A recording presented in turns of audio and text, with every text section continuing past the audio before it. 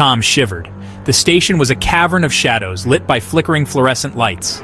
The air hung heavy with the smell of damp concrete, and the silence was broken only by the distant dripping of water. He checked his watch again.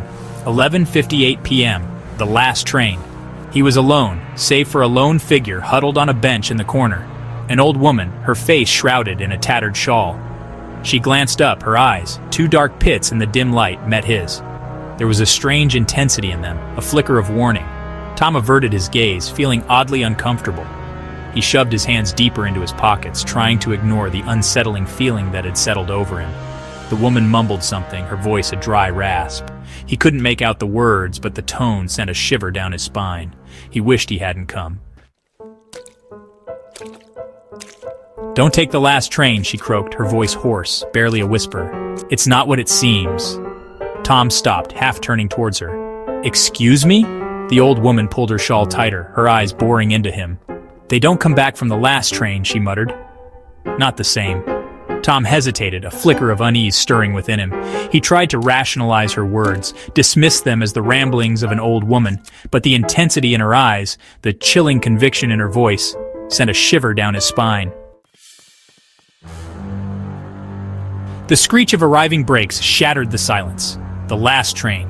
He glanced back at the old woman. She sat hunched on the bench, a silent, ominous figure, swallowed by the shadows. Tom boarded the train.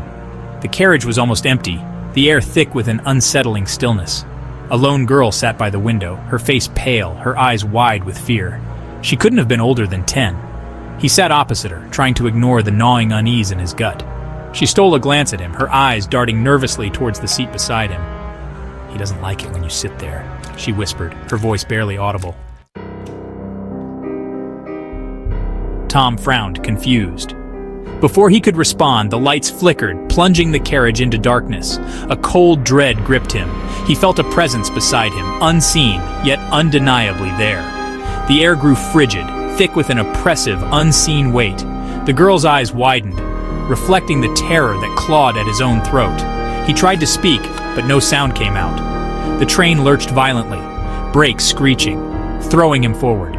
Then, silence. He was on the platform again, the station deserted, the air thick with the smell of ozone. The last train was gone, and so was the girl. And Tom? No one ever saw him again.